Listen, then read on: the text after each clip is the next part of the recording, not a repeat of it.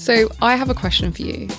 Do you think it's fair that half the population of a town, a state, or a country doesn't have any representation, or very little representation?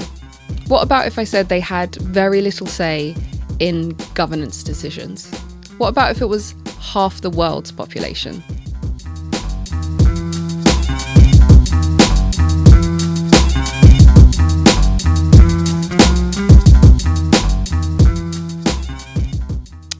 I'm Z, aka The Reluctant Accountant, and welcome back to the Misinformation Podcast. So I want to come back to the initial question that I was talking about, and that's to do with minority rule. And I want you to think about, how do you feel about minority rule? It is a concept that a lot of colonized countries are very familiar with, but it often strikes fear into the hearts of the citizens of the colonizing countries, which I find very interesting. And if you're ever online, or if you're chronically online, like I sometimes think that I am, you will see, especially like in the UK, I see comments from people that are talking about, why English people are becoming a minority in this country. And for me, that's really funny. I always tend to respond, I don't see what the problem is with becoming a minority. A minority is treated badly or something. And I usually sit back after this and wait for like the abuse or whatever that's going to come through. And that's just the nature of being online. But the fact remains that there are many people that feel that they are unrepresented or underrepresented by the bodies, the institutions, or the governments that govern them. And so if you think about, just briefly about racist people, that would largely be tied to skin color, right? They do not want people that have a different skin color from them representing them or making decisions about their lives. But for other people, for people that isn't on their agenda, this is usually to do with kind of values and morals and ideology. And so if you feel that the people in power, the people that are making decisions for you, don't share your experiences, your values, your ideology, your beliefs, then that's going to inherently be a problem about the way that you live your life, for the way that you live your life, and the freedoms that you perceive yourself to have. So I'm going to take it back a little bit and go back to my initial question about whether it's right for the majority of people, or over half the population of any kind of country or town or institution, to be governed by the minority. So what if I told you that over half the world's population sits outside of the traditional Western-led power structures, and they have little to almost no say in how global decisions are made? Does that sound fair? So today, what I'm going to do is dive into one of the most important, I think, but probably underreported issues, or stories rather, in global affairs: the rise of BRICS+. I want to talk about its rise, what it means for the West, what it means for the UK, and what does it mean for the future of global power. So hopefully this is going to be interesting. And if you don't know what BRICS or BRICS+ means, I'm going to get into this. But what I want to explore specifically is, reasons why the US may not be king forever, how a group of countries that essentially represent most of the world's population are being locked out of real power, and what lessons the UK might learn from others and from itself. So to get started, let's rewind a little bit. So the term BRIC was first coined by economist Jim O'Neill in 2001. At that time, he predicted that 4 emerging economies, namely Brazil, Russia, India, and China, would dominate the global economy by 2050. So fast forward a decade or so to 2010, and South Africa joins. And so the acronym becomes BRICS: Brazil, Russia, India, China, South Africa. Brazil, Russia, India, China. BRIC expanded with the accession of South Africa in 2010. It represents nearly half the world's population and over a quarter of its economy. More than 40 further countries have applied or expressed an interest in joining, according to South African officials, though the full list hasn't been released. China says it wants the body to grow to become a rival to the powerful G7. At the time in 2010, it was still mostly a kind of symbolic economic club. They had limited cohesion and there were quite a lot of internal differences. So in the years that followed, 2 things have happened: Western overreach and sanctions have pushed countries like Russia to seek out alternative financial systems, and China's rise as a global economic powerhouse has given BRICS a gravitational center. So in 2023 in Johannesburg, there's a summit of the BRIC nations, and during that summit, they invited an additional 6 nations to join them.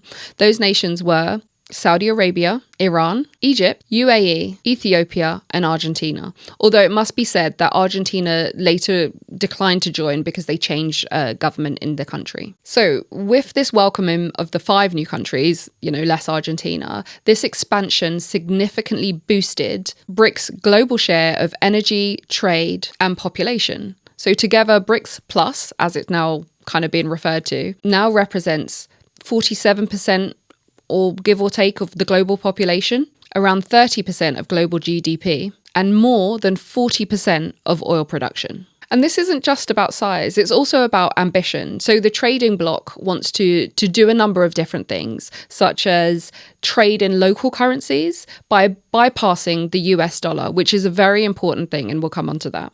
They want to expand institutions like the New Development Bank, and they want to create new systems of influence outside of the G7, the IMF, and the World Bank umbrella.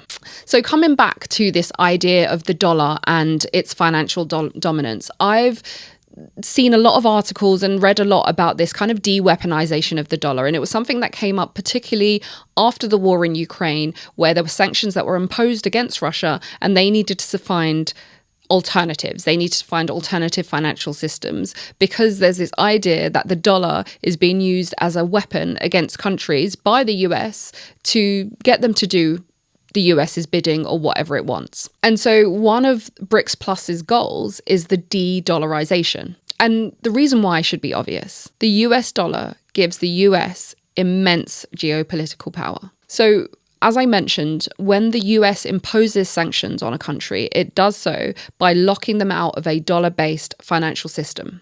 So if you think about SWIFT or global clearinghouse or correspondent banking, they're essentially locked out of it. And so nations need to find ways around this and find ways to continue to operate. Obviously, they're going to be harmed by these sanctions. So already we're seeing things like China and Brazil trading in their own currencies, in the real and the yuan. There, you've got India that are buying Russian oil in rupees rather than in dollar. And BRICS have also proposed a common settlement platform through a single currency. This, for now, remains theoretical, but it's still been proposed. And although it is theoretical, the direction is clear. Move away from the dollar and towards alternatives. And this matters for the UK too. You might be thinking, why? We don't use the dollar. We do. London is a global hub for dollar-based finance. If the dollar declines in relevance, the city's role as a clearinghouse could sink. And so herein lies this paradox. We have these BRICS plus countries representing, half the population of the world, or maybe over half the world's population, but they hold a fraction of the votes of global governance institutions. So let's take the IMF, for example. The US has a 16.5% voting share. Remember this. We're going to do some quick maths. So the US has a 16.5% voting share. Any major changes require 85% approval. Do you see where I'm going with this? So that means the US effectively holds a single veto for anything, for any issue. So to compare this, you'll see India, population of 1 billion, close to 1 billion, their voting share, 2.7%. Brazil, 2.2%. China, 6.1%. And Africa as a continent is barely present. And so what does this mean? This mismatch leads to accusations of a global apartheid system, because while developing nations are subject to the rules they didn't write, are enforced by institutions they don't control. And this isn't a concept that certain nations are unfamiliar with. Look, if I were to bring in a historical example of this, it's one that the US might remember very well. So in the 18th century, American colonists were outraged that Britain had imposed taxes on them without granting them proper representation in Parliament. And there were cries of the American Revolution, no taxation without representation. So now fast forward to today, you've got BRICS plus nations saying something similar. They're saying that we contribute to global trade. We contribute to global finance and energy security, but we have little say in setting the rules. They don't want a revolution yet, but they do want a seat at the table. And that's what they're saying. And they're saying if you're not willing to give us that seat at the table, then we're ready to build our own if necessary. And for the UK, this poses a strategic question. So we've left the EU. That's going well. And we're tied to the US through defense and finance. But we're also trying to engage with the global south. Where does the UK fit into this multipolar world? Well, some British companies are seeking opportunities in Africa, such as through mining, oil contracts in Brazil, tech collaborations in India, and so on. However, if BRICS' shift to trading on its own terms, this could be very difficult for the UK. A lot of these agreements now come from a position of power. There is a risk that the UK could be caught between two worlds. So they've got the old world that they're loyal to because, they were kind of one of the founding fathers of it. And then there's this new world that they may be excluded from because BRICS are saying we're not going to just yield power. We're not just going to follow the rules that we didn't put in place. There's going to be a new set of rules. And if you want to come and play in our garden, there's going to be house rules that we're going to put in place. And I think this is a very important consideration when people are thinking about geopolitical politics and these shifts that are taking place. When you're looking at stories, for example, that are coming out of Burkina Faso and other nations and thinking about why this could be such a threat to the traditional Western-led power structures, these are the reasons why. Because it isn't really just about wanting stability in other nations. It's also about wanting control.